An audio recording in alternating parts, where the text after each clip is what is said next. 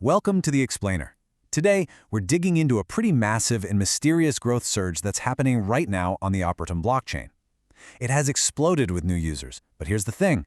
No one seems to know where they're coming from. It's a genuine on-chain whodunit, and you know what? Everyone's a suspect.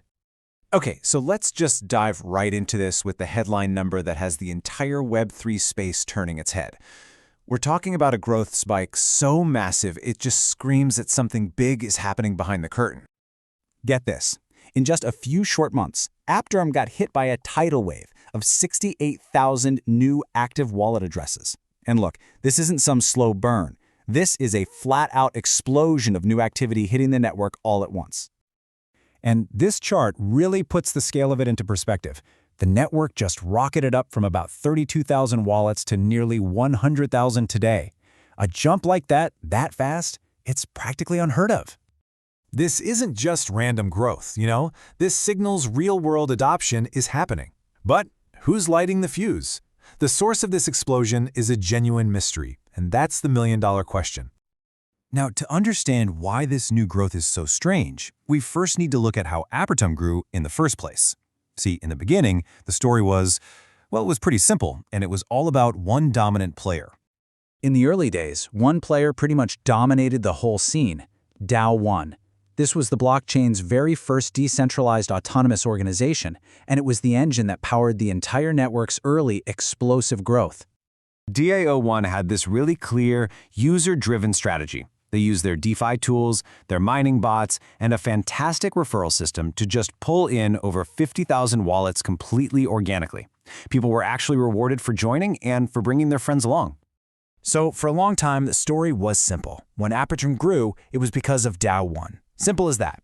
Every significant spike you saw in new addresses was traceable right back to their ecosystem. Okay, and this is where we get the plot twist. That simple story we were just talking about, it's about to get way more complicated. This is how a simple growth story builds into a genuine investigation. Now, what's really interesting is that this recent surge, all 68,000 of these wallets, it doesn't fit the DAO1 pattern at all. A new player has absolutely crashed the scene. When you dig into the on-chain analytics, you see a completely different signature. DAO1's growth was user-driven, organic, referral-based spikes. This new growth, it's bulk onboarding. We're talking enterprise-scale stuff, with these wave-like clusters of wallets appearing all at once.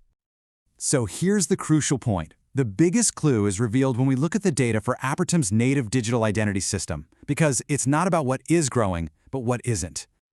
While wallets are absolutely exploding, DID registrations are totally flat, stagnant. This strongly suggests that this new player is just bypassing Apertum's standard identity layer, probably to do things faster and on their own terms. And all of this leads to the big question. If we're dealing with a sophisticated, large-scale player that can do this, who could it be? The community is absolutely buzzing with theories about who could be pumping all this fresh blood into the ecosystem. I mean, who has the power to onboard thousands of users all at once like this?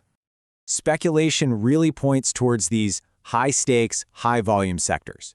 We're talking casinos using tokenized gaming rewards, banks doing cross-border payments, even card issuers with on-chain loyalty programs. And given Apertum's history, things like gold ETFs or reboots of legacy platforms, they're all very plausible. So, what does this all mean for DAO1, the original powerhouse of the network?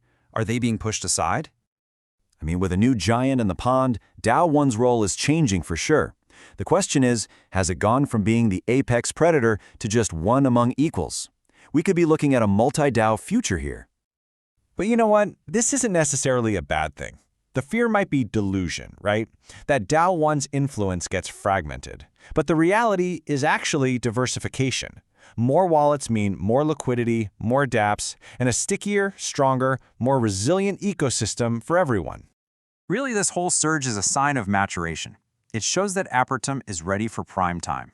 It went from its launch to DAO1 leading the first wave of growth, and now it's attracting major enterprise-level players. It's growing up. The truth is still known only to insiders, which, leaves us to speculate and play detective. So, what do you think is happening here? Who is this mystery player? The blockchain is definitely heating up, and the story is just getting started.